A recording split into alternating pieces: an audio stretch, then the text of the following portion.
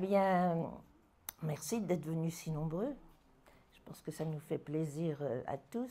Et ce moment, nous allons le passer en nous laissant séduire par deux hommes, l'un Jules Perraïm et l'autre Serge Faugeroux. Voici.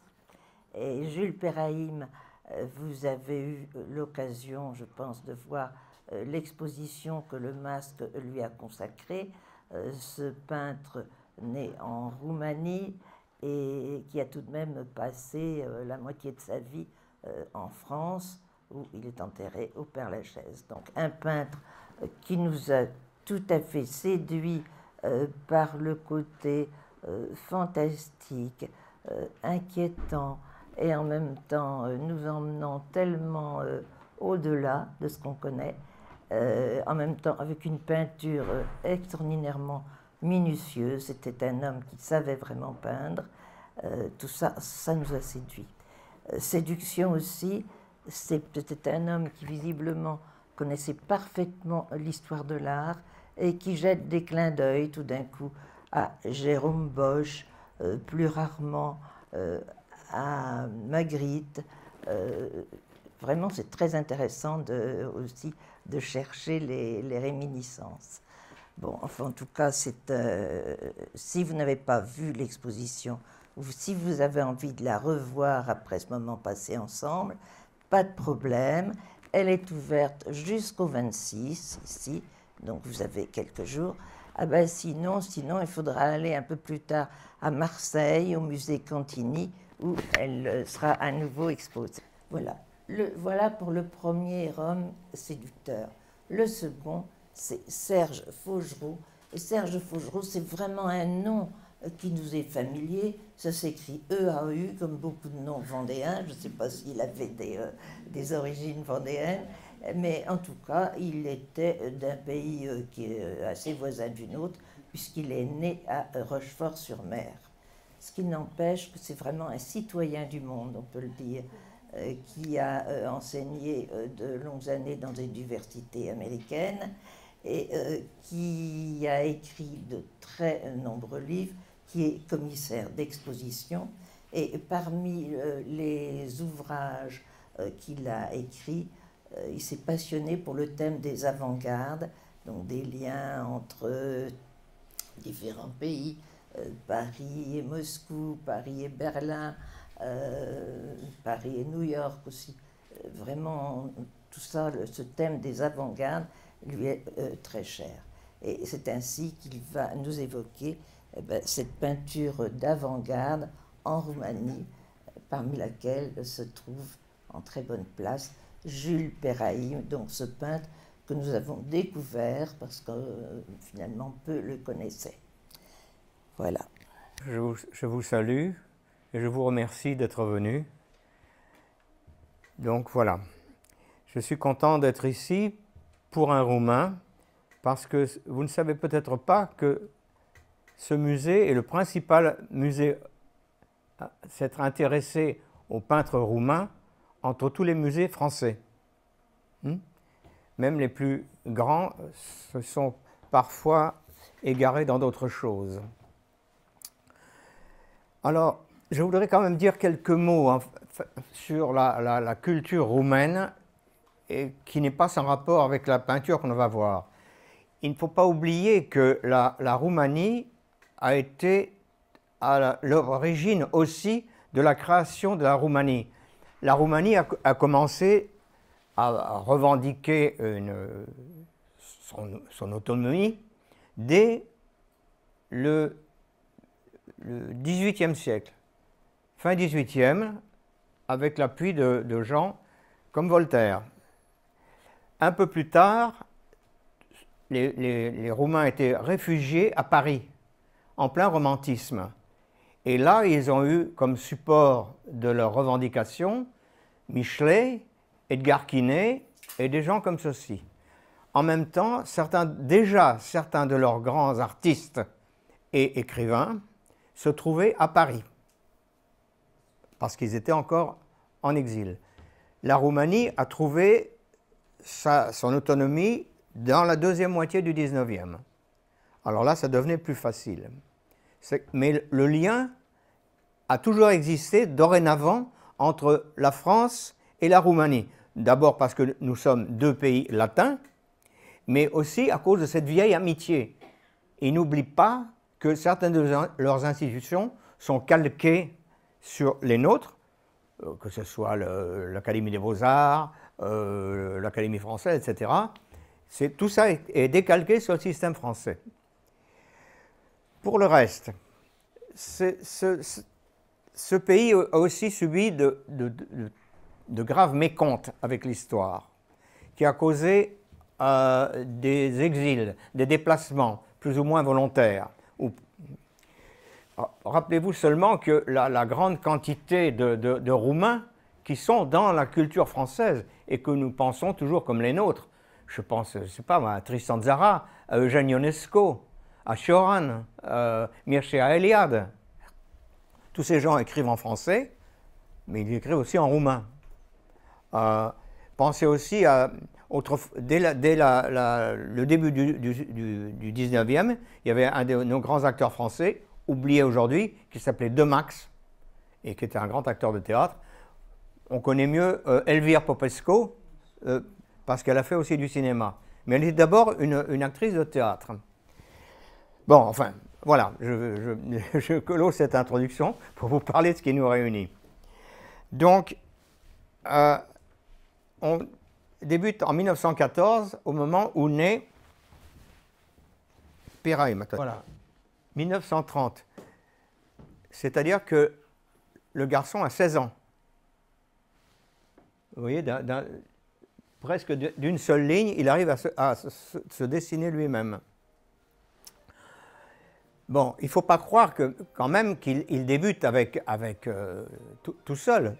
Autour de lui, il y a beaucoup d'autres artistes. Et avant lui, il y a eu tout un mouvement impressionniste à la fin du 19e. Il y a eu un mouvement fauve aussi. On ne va pas énumérer tout cela, mais pour ce qui se rapproche de lui, il y a eu Bronner. Alors ici, on connaît bien Bronner, mais il se situait, lui, avant Péraïm.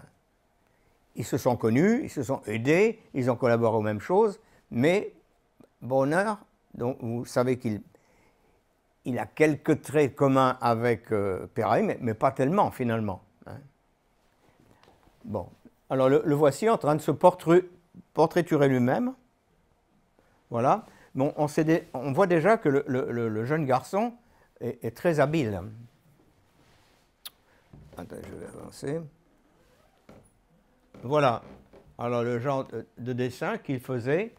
Alors, il hésite là entre diverses options. C'est l'abstraction, c'est un cheval, dirait-on. Il y a des personnages qui essaient d'escalader des sortes d'escaliers. Bon, mais déjà, Péraïm est tel qu'en lui-même. On est toujours un peu à cheval sur plusieurs interprétations, parfois sur plusieurs sortes de choses qu'on croit voir. Tout se passe comme s'il voulait à chaque fois parler de deux choses en même temps. Et ça, c'est le propre de la poésie, vous me direz. Hein? Bon. Continuons. Voilà. Alors voilà, par exemple, vous voyez, ça, c'est la revue 75 HP, c'est-à-dire horsepower, 75 chevaux. Elle est de 1924. C'est-à-dire qu'en 1924, Péraïm n'était pas encore apte à bien juger ce qu'avaient fait ses aînés immédiats. Et ça, c'est Bronner. Mais ce n'est pas le Bronner qu'on connaît, c'est déjà le Bronner affichiste, déjà. Il a commencé comme abstrait aussi, lui. Après, il est revenu sur le Bronner que nous connaissons ici, et que nous connaissons bien ici, au Sable d'Olonne. Bon. Alors, cette revue n'a eu qu'un seul numéro, mais était très importante, y compris pour le jeune Péraïm. Hein.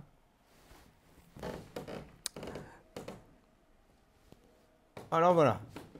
Voilà ce qu'il commence à faire dans les années 30. Et là, il s'accapare déjà toute une thématique surréaliste. Alors, c'est l'espèce de femme oiseau, mais qui est en même temps vampire. Vous voyez le sang qui coule de sa bouche, les morts sur les côtés, avec un autre insecte. Qu'est-ce qu'on doit penser de tout ça? C'est le crime du papillon roi. Bon, c'est toujours cette ambiguïté qu'on trouve également au même moment dans la poésie de Tristan Tzara, où vous ne savez pas trop où vous en êtes. Mais ça, c'est toujours quelque chose de voulu. Qui ont l'air de tomber, mais retenus par des fils, on ne sait pas très bien quoi. Ce sont les dessins. Comme beaucoup de peintres, et des plus grands, je pense à Matisse, par exemple, Péraïm a toujours dessiné beaucoup. On ne saurait comprendre son œuvre en oubliant tous les dessins à l'encre qu'il a pu faire au cours de toute sa carrière. Alors que certains dessinateurs ne gardent pas les dessins. Je pense à Braque, pour lequel on a très peu de dessins, finalement. Alors, contrairement à Picasso qui gardait le moindre bout de papier, Braque lui détruisait. Il voulait être absolument sûr et satisfait de ce qu'il faisait, le reste il le détruisait. Question de tempérament, voilà.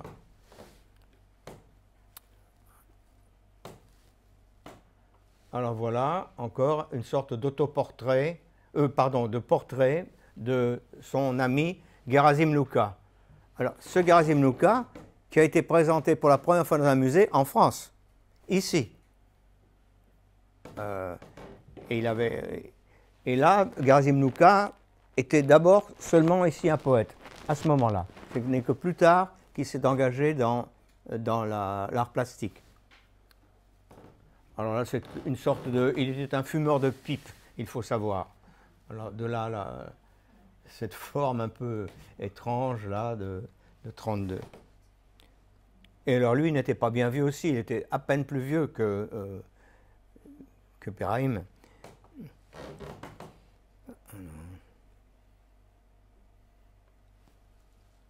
Voilà, le voleur de rage. Alors, comme toujours, c'est une sorte de forme ambiguë. On croit voir des formes humaines, et c'en est sûrement. Un homme et une femme qui tirent cette espèce de grand personnage. Est-ce que c'est leur rage ou non? On ne sait pas. On est toujours dans l'entre-deux de la compréhension. Mais il souhaite surtout qu'une image vous poursuive, vous accompagne, vous interroge. On ne peut pas dire à chaque fois « ça veut dire ça ». Je ne sais pas ce que ça veut dire. Je n'aime pas beaucoup qu'on me dise « voilà ce que ça veut dire ». Une peinture ne dit rien. C'est à vous de dire quelque chose avec elle. Alors voilà une autre peinture qui est célèbre. C'est un peuplier traverse la mer. Alors, dans une mer qui semble déchaînée et pleine de récifs dangereux, le peuplier a son embarcation à lui et traverse très tranquillement la mer.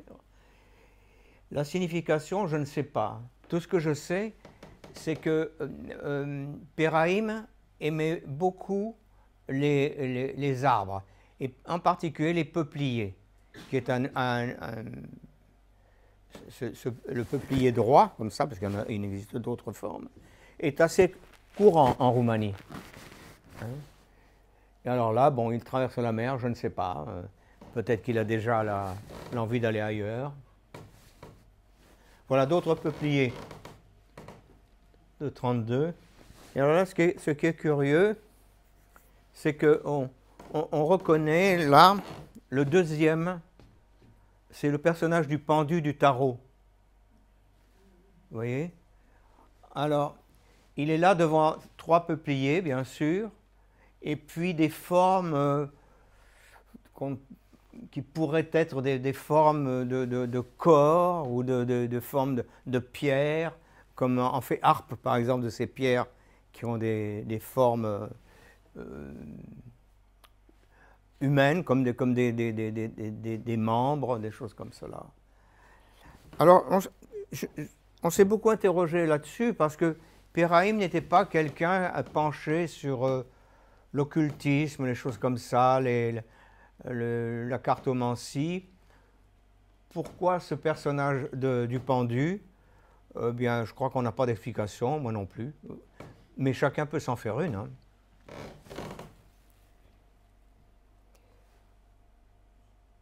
Alors, c'est si intriguant que vous voyez, ceci est de 74, c'est-à-dire 40 ans, 45 ans plus tard, celle que nous avons vue là. Alors c'est quand même une sorte de forme, de position inquiétante d'un homme pendu par un pied, qui l'intriguait ou l'inquiétait d'autre part, mais il a toujours dit qu'il n'y mettait aucun sens précis. Voilà. Alors, évidemment, le type de peinture a changé par rapport à ce qu'on a vu à l'instant, mais n'oubliez pas qu'il y a 45 ans de différence entre ces deux peintures. Un autre Péraïm, on est en 1934, c'est le moment où il y a en Roumanie, comme ailleurs d'ailleurs, des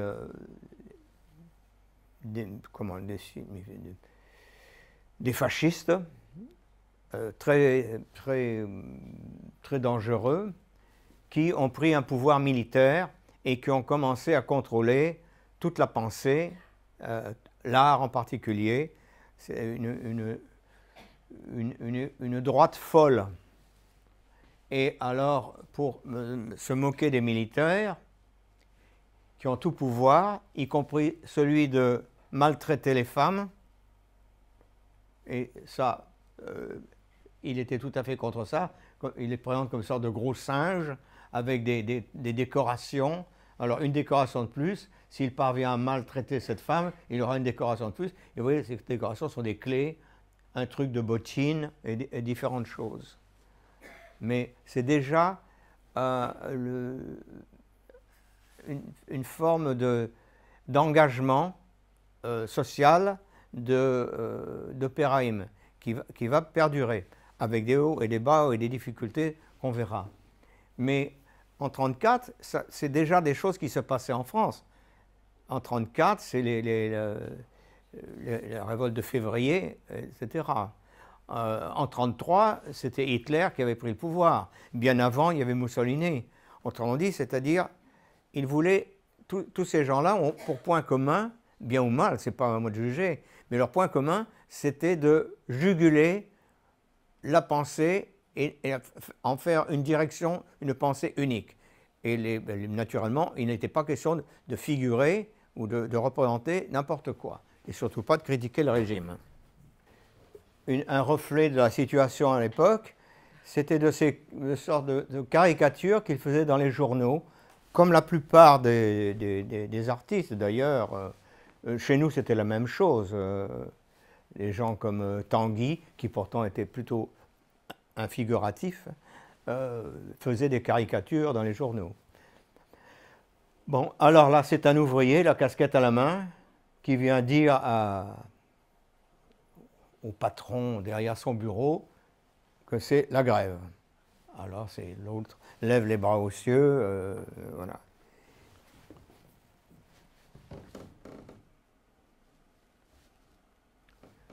Alors là, Lumpenproletariat, c'est-à-dire le prolétariat et l'aristocratie. L'aristocratie a fichu le camp, elle a laissé dans une pièce vide, elle n'a laissé que ce très beau fauteuil, pas du tout destiné à des ouvriers terrassiers ou métallos comme ça. Ils sont partis. Voilà. Ils arrivent trop tard, qu'est-ce qui se passe? Il y a des hommes, des femmes qui sont devant le vide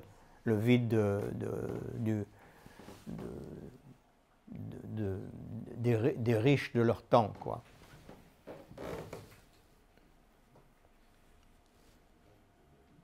Vous voyez là, on est à mi-chemin entre la caricature et la peinture même, quoi. Bon, d'autres l'ont fait avant lui, hein, Delacroix, Hogarth et bien d'autres. Alors, profit d'une morale. Alors là, je crois qu'il s'en prend aux 4 religions dominantes, toutes symbolisées par un chapeau particulier. Voilà, c'est assez...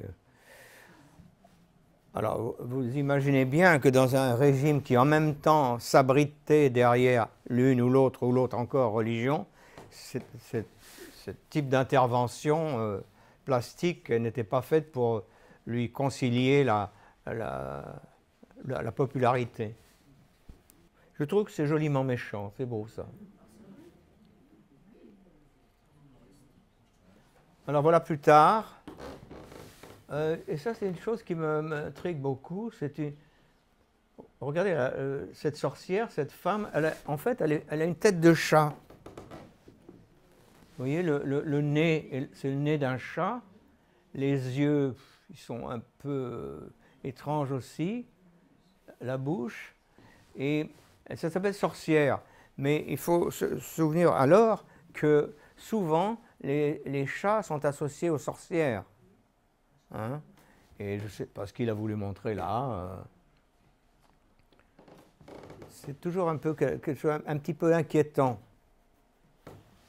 Ça devrait faire rire, ça ne fait pas rire. Alors voilà, le petit fantôme de la guerre en 1937. Oui, on commençait à sentir que ça allait mal. Les Italiens avaient attaqué en Afrique, en Éthiopie. En 1937, c'était la guerre en Espagne. En 1937, c'était déjà les camps de concentration bien en place sous Hitler, etc., etc. Et on pressentait assurément la guerre. Ce petit fantôme ne serait pas tellement inquiétant, si ce n'est qu'il tenait un grand couteau plein, ensanglanté et une tête qu'il tient à la main. Pour le reste, même les montagnes portent du sang. Voilà. Une peinture, une maîtresse peinture, qui est avant l'orage. Oui, là, on est en 1939, l'orage est vraiment très proche. Mais cette Anne, qui semble être à une frontière, un passage, d'un côté il y a une sorte de l'eau, de l'autre peut-être, comme c'est vert, peut-être de l'herbe. C'est-à-dire l'herbe est meilleure de l'autre côté. Mais en même temps, il semble plonger dans de l'eau et comme immobilisé dans ses pattes. Alors, au fond, sorti de la mer, une sorte de ville vide avec des sortes de lichens, on dirait aujourd'hui de Covid, qui escaladent les maisons. En soi, ce n'est pas menaçant directement, mais c'est très inquiétant quand même. C'est très inquiétant dans la mesure où on ne comprend pas. On ne comprend pas, mais on sent que ce n'est pas net, quelque chose ne va pas, et pas bien du tout. Et en ce sens, je crois que c'est un des tableaux maîtres de Perraim.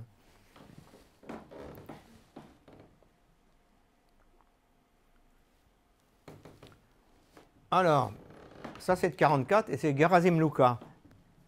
Ça c'est son ami le poète qui s'est mis à imaginer des découpages, des collages qui consistaient à prendre une image, à la découper en carrés égaux, brasser les carrés et les remettre dans la position imprévue, ou plutôt prévue par le hasard.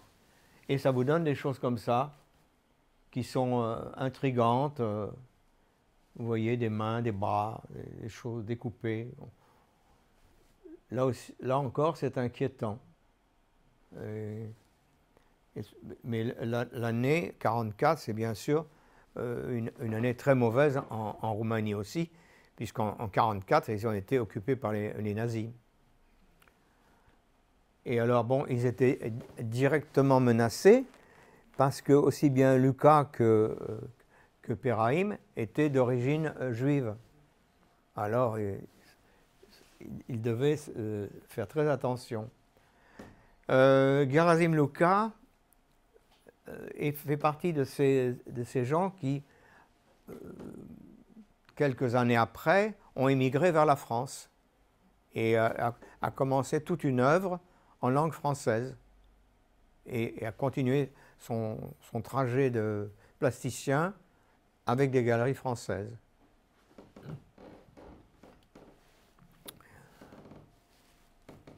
Je pense que je ne voulais pas oublier comme ça un compagnon important de Péraïm, a fortiori qu'il était déjà connu et défendu ici. Alors voici une autre époque. On saute. En effet, à la guerre, la libération prolétarienne qu'ils avaient imaginée n'est pas venue du tout. C'est le contraire qui est venu. C'est les baïonnettes.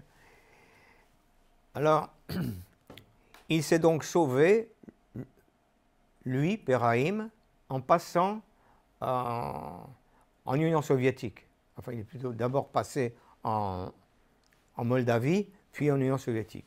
Là, il a circulé un peu partout, il s'est retrouvé au Caucase, dans des conditions rocambolesques.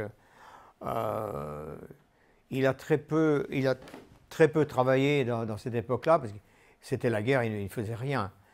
Tout de même, j'avais retrouvé, lorsque j'étais passé en Moldavie, j'avais retrouvé certains dessins qui étaient dessins qu'il avait fait pour François Villon. Curieux, hein? Et aussi d'autres dessins qu'il avait fait, des dessins contre la guerre, contre les nazis. Il y en avait quelques-uns qui nous ont été montrés lorsqu'on est passé là. Alors, la guerre terminée, l'Union soviétique a libéré la Roumanie. Libéré, oui et non, parce que on a chassé les nazis qui, eux, étaient très brutaux, massacraient la population, mais les Russes ont finalement poussé à l'implantation d'un régime soviétique. A priori, ça semblait bien. Péraïm disait, bon, au moins les ouvriers, les gens, les pauvres vont être aidés, tout ça. Du moins, c'est ce qu'on pouvait penser au départ. Et pour aider à la reconstruction du pays, il faisait des livres. Il a fait des livres pour enfants aussi. Et là, c'est un livre qui était destiné à montrer, vous le verrez exposé là-haut, à montrer différents auteurs russes, que ce soit Tolstoï, Dostoïevski, Maïakovski. Alors Maïakovski est spécial parce qu'il a toujours eu une grande affection pour ce poète qui s'est suicidé. Et voilà, donc il a fait ça. Donc il est revenu, vous voyez, à une figuration. C'est normal un petit peu lorsqu'on veut faire un portrait, mais ça semble annoncer un infléchissement vers le réalisme socialiste, auquel il n'a pas adhéré, mais il a bien été obligé d'en tenir compte.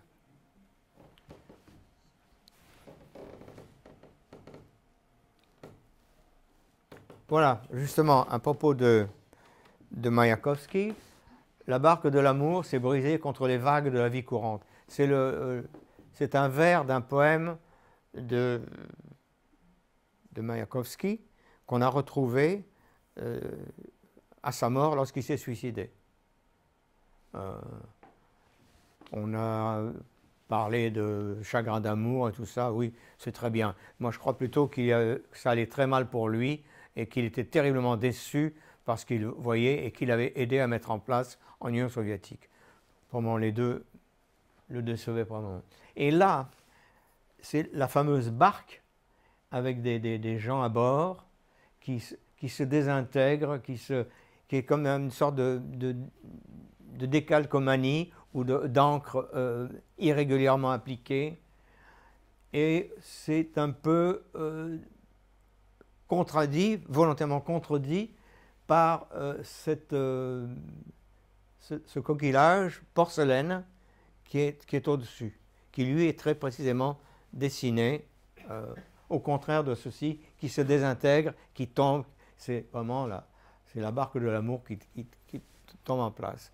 Mais ça, vous voyez, ça a été fait beaucoup plus tard, alors qu'il était déjà réfugié en France, en 71. Donc, quoi qu'il soit arrivé dans sa vie, tout du long, on voit des constantes, des thèmes qui sont constants, qui reviennent. L'arbre, le pendu, Mayakovsky, des choses comme ça, tout du long. Ah voilà, il a fait aussi, ça c'est en 57, alors ça c'est en pleine période de Ceausescu, vous voyez, là il ne s'agissait plus de faire des caricatures très violentes ou de critiquer le régime, sûrement pas.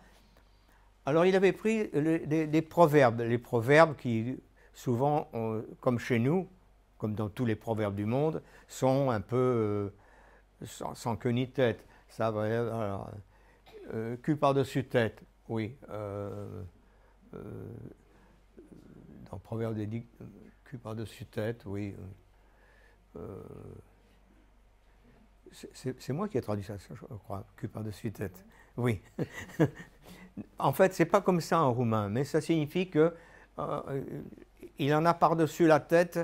Voilà, il en a effectivement par-dessus la tête.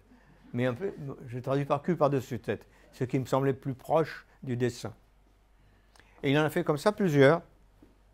Et dans la mesure où c'était pour amuser, que c'était comme une sorte de proverbe pris au pied de la lettre, il avait le droit.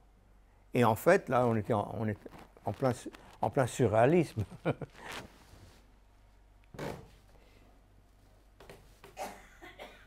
Alors,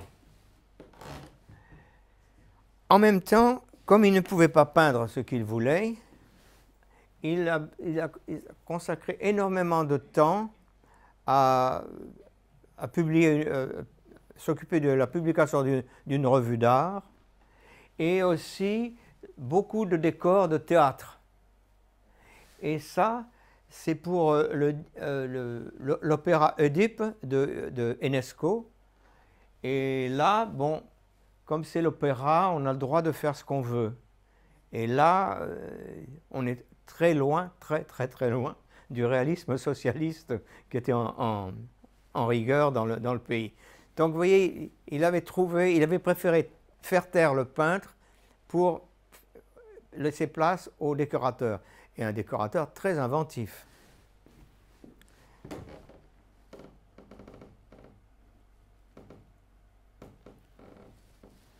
Voilà, de nouveau, un autre décor pour Oedipe.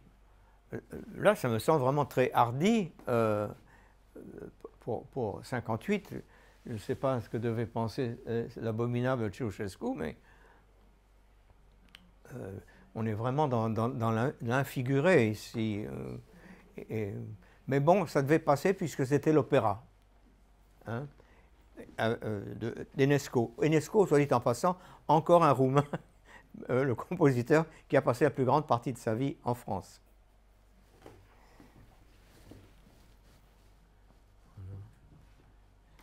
Moi, j'aurais vraiment voulu voir ça. Vraiment.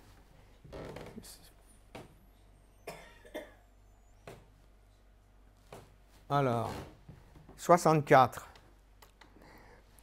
Et on est encore sous Ceausescu et son abominable régime. Mais Pierre-Haïm travaille quand même pour lui-même. Il ne le montre pas, ou peut-être à quelques copains, mais il travaille quand même. Il fait ça. Vous imaginez bien qu'il n'allait pas exposer ça en 64 à Bucarest. Comme il n'y avait pas d'autre lieu, il le gardait pour lui. Donc il y a un certain nombre... On dit qu'il s'est arrêté de peindre. C'est pas exact. Il a fait autre chose. Je pense que c'est son travail de décor, son travail de dessinateur. Il a même fait des livres pour enfants. Hein. C'est dans la lignée de son travail de peintre d'imagination.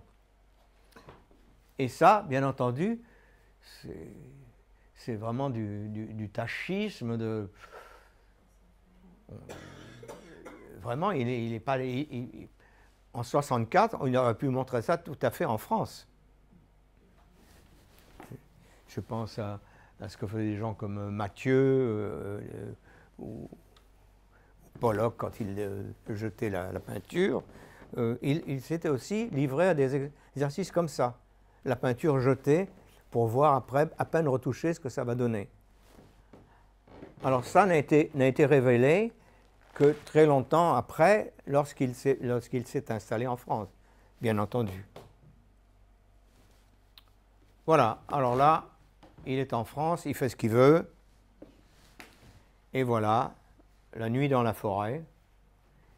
Et alors, déjà, cette étrange chose, les arbres sur l'arrière de nuit sont tout à fait, je dirais, réalistes ou fantasmagoriques, mais réalistes quand même.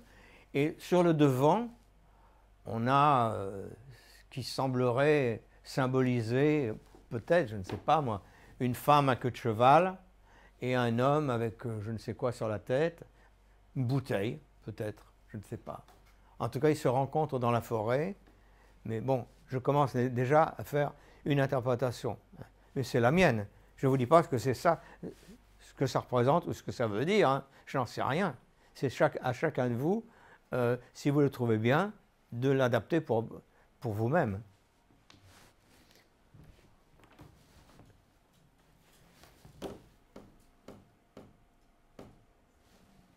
Alors voilà cette sorte de peinture éclatée. On pense à des gens comme César à l'époque qui répandaient la peinture comme cela. J'y pense aussi parce qu'il y a une sorte de motocyclette là, et que César a fait ça avec des motocyclettes. Alors ici, ça s'appelle l'échappement. Oui, c'est l'échappement libre, mais c'est lui qui vient de s'échapper. Il s'est échappé en 68, 69. En 69, il est arrivé à Paris. Voilà. Alors, vous imaginez que la vie ne lui a pas été forcément facile, mais il a eu la chance de trouver, il a retrouvé Garasim Luca, bien sûr, et Ionesco et d'autres Roumains, et puis surtout il a trouvé un bon galeriste, la galerie Petit, qui était importante à l'époque, qui tout de suite l'a défendu et lui a fait faire des expositions. Ça, c'est très important pour lui. Et ça, je suis très, très étonné par ce genre de travail projeté comme cela, où il y a une sorte de corps éclaté, cette motocyclette, on ne sait pas d'où elle sort, un autre corps, mais je ne sais pas. Enfin, l'échappement, c'est l'échappement libre de la peinture ici. Alors voilà, je disais tout à l'heure que Pirahim était aussi un grand dessinateur. Alors, il y a certains pays, la France par exemple, où le dessin n'est pas projeté en avant comme c'est dans d'autres pays. Vous voyez, j'arrive du Danemark, et on nous a montré un tas de dessins extraordinaires. Ça. Chez nous, les dessins, si, ça compte, mais pas trop. On met toujours la peinture en avant en oubliant le dessin. En oubliant que le dessin, c'est une partie du travail de l'artiste. Et alors lui, il dessinait volontiers avec des crayons de couleur. Ce qui n'est pas très très courant en fait chez nos dessinateurs. Alors ça s'appelle sans titre. On ne sait pas très bien ce que ça représente, mais c'est, quoi que ce soit, c'est fichtrement bien dessiné. Hein.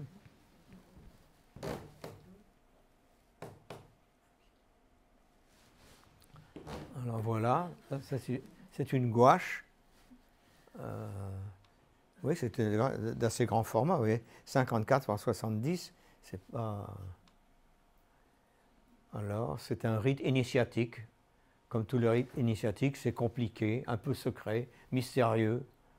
Bon. Mais ça correspond à un moment où il est allé il a eu l'occasion d'aller en Afrique noire, dans le sud de l'Afrique. Et là, il y a vu beaucoup de choses qui l'ont intéressé. Ce qui est bien, à mon avis, c'est que beaucoup de peintres se sont intéressés à l'art des pays noirs. Picasso, etc., Matisse même, Vlaminck, enfin beaucoup. Lui aussi, mais de toute autre façon. Au lieu de reproduire des masques et des choses comme cela, il a reproduit une espèce de sauvagerie, de dessin libre, d'éclatement des formes auxquelles les autres n'ont pas pensé, n'ont pas essayé. Un Picasso a travaillé sur les formes, les masques, les choses comme cela. Lui, non. Alors là, vous voyez, bon, ça, le missionnaire, ben, c'est parce qu'il a vu là-bas que les missionnaires ont parfois eu des initiatives heureuses, mais d'autres fois, certains missionnaires n'étaient pas très gentils avec la population. Alors, voilà, je ne sais pas ce que signifie cette main réaliste qui sort de planches et une sorte de tête de bête, je ne sais pas. Je ne sais pas quel sens attribuer à ça, mais ça me retient beaucoup.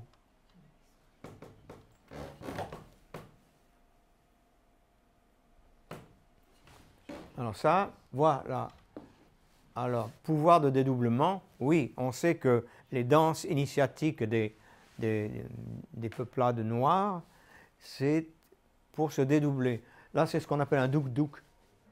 Vous voyez, alors l'homme est à l'intérieur, mais on doit croire réellement que c'est un douk-douk. Vous devez croire ce qui se passe devant vous. Et un autre personnage danse, c'est un autre personnage fantastique. Et c'est ce type de danse que Péraïm a remarqué et dont il a tiré ceci. Et dont on ne peut pas dire qu'il s'est inspiré de ce qu'ont pu faire ses prédécesseurs. Parce que, comme je vous disais, ils ont travaillé dans une toute autre direction.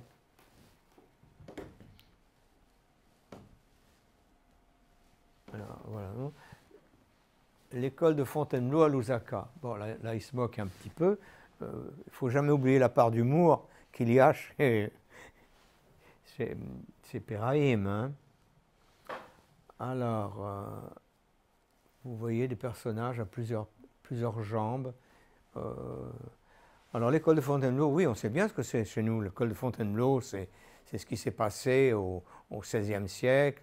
Vous savez, tout le monde connaît cette peinture magnifique, une sorte de peinture un peu maniérée, très française, très belle, j'admire beaucoup, moi. Peut-être certains d'entre vous connaissent la fameuse peinture où ce sont deux femmes à mi-corps, dont l'une pince le sein de l'autre. Voilà, c'est une des plus célèbres de l'école de Fontainebleau. Alors là, ben, je pense qu'il a songé à une peinture de ce genre, pour nous mettre ça à la place, mais on est à Lusaka. Lusaka, c'est en Afrique noire, dans la forêt dense. Donc forcément, on n'est pas dans une baignoire avec des rideaux où on se pince le bout du sein. On fait autrement, vous voyez, on fait ça. Une autre aventure d'Ubu. Alors Ubu, comme vous savez, c'est ce fou maniaque de pouvoir et d'argent qui est prêt à détruire le monde, comme dit le père Ubu d'Alfred Jarry. Je tuerai tout le monde, je prendrai la finance et je m'en irai. Voilà. Alors, ce personnage d'Ubu ne pouvait que fasciner quelqu'un qui venait de sortir des pattes d'un Ceausescu, qui avait échappé à Hitler, qui avait échappé à Staline. Donc, le personnage d'Ubu devait lui plaire. Et il est là.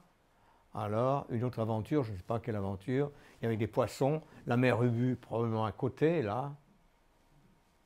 Mais on ne sait pas, à moins que ce soit, oui, probablement, une autre aventure d'Ubu.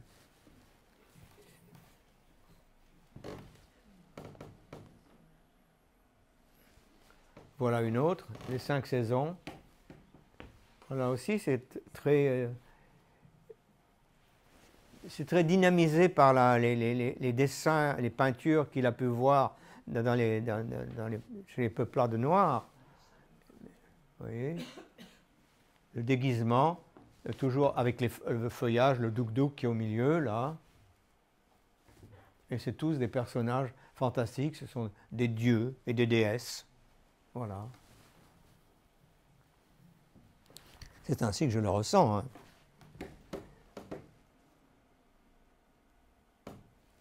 Alors, les animaux d'Euclide. Bon, Euclide, tout point ne peut, passant par une plan ne peut avoir qu'une seule parallèle, etc.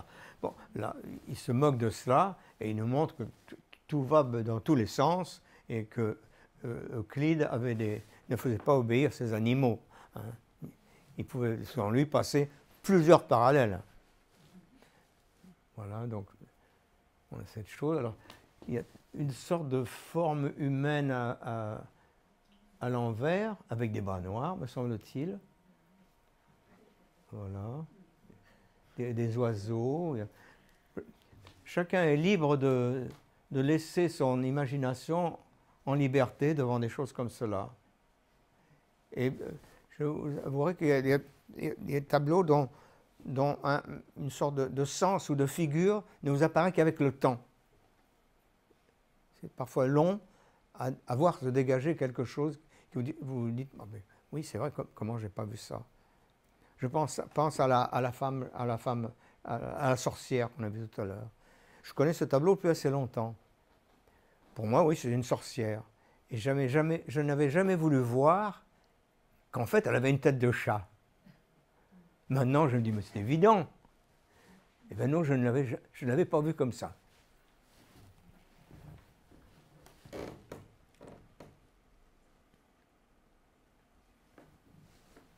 Alors voilà. Constellation Roténeuf. J'aurais pu demander à son épouse, Marina Vanchi, qu'est-ce qu'il voulait dire par là. Je n'y ai pas pensé.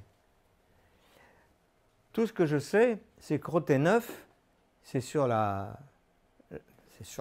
une autre côte qui n'est pas la nôtre, et il y a des rochers. Ah bon, ça va avec ça. Mais ces rochers ont été sculptés par un abbé qui était un petit peu dérangé et qui était assurément un très bon artiste. Et on visite Roténeuf maintenant pour voir ces rochers qu'il a sculptés. C'est une sorte d'art brut tout à fait imprévu à cet endroit-là, venant d'un prêtre. Et c'est impressionnant, c'est impressionnant. Je ne sais pas si Péraïm l'avait vu, ou il l'avait vu au moins en reproduction. S'il était allé voir, je ne sais pas. Il faudrait que je pose la question. Je vous dis peut-être là une grosse sottise, peut-être c'est tout autre chose. C'est la seule explication que j'ai trouvée. Avec des êtres incroyables, comme ce personnage avec des grandes cornes là, plutôt sympathique, puis des constellations, oui, on voit les constellations, Roténeuf, mais je ne vois pas bien Roténeuf là, mais il doit y avoir une raison. Vous savez, les tableaux ne disent pas toujours très clairement ce qu'ils veulent dire. Hein. C'est d'abord un travail plastique. Ah voilà, ça j'aime beaucoup ça. C'est une sorte de... Après nous, la ville, oui. Et vous voyez des sortes de constructions très, très classiques, qui flottent dans rien d'ailleurs. Et puis des êtres qui sont des volatiles peut-être, je ne sais pas, des oiseaux insectes, et qui jurent volontairement avec ces choses architecturales et des choses très, très traditionnellement reproduites, comme Madame parlait tout à l'heure de Magritte. Oui, les bikes, là, ça pourrait être sorti d'un tableau de Magritte, hein, en effet.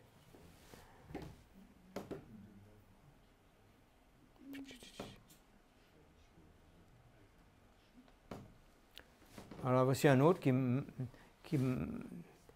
m'intrigue. Alors là, le peintre s'est donné une sorte de contrainte.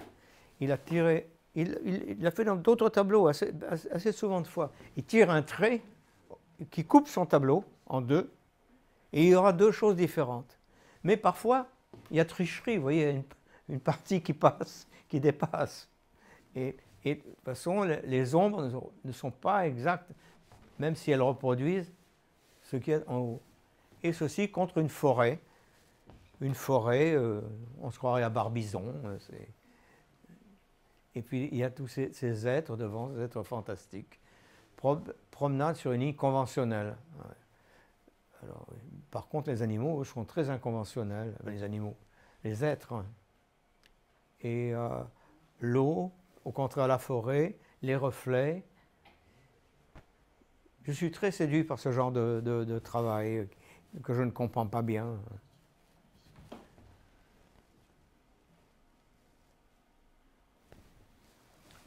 Alors voilà, encore une chose, a priori, la maison qui est coupée en deux comme ça, et sur un fond de, je sais pas, de fourrure ou sur un champ bousculé, des graminées bousculées. Et il y a donc une volonté de jurer entre deux types de choses. La chose vue quasiment au microscope, de très près, et l'autre vue de très loin, juxtaposée comme cela. C'est la fin de l'été. Une juxtaposition de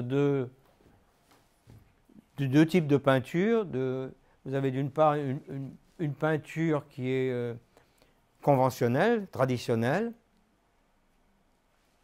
L'eau, elle sort de l'eau. Il y a une sorte de lampadaire dont on ne voit pas l'eau. Et puis, tout à coup, il y a toute l'invasion de toutes ces lignes et de ces êtres qui lui sont familiers. Elle s'appelle Canal Grande. Je pense qu'il faut une majuscule à Grande parce que ça se rapporte à Venise. Voilà. Alors, toutes ces lignes qui n'en font qu'à leur tête, si j'ose dire, parce que ces lignes ont souvent une tête.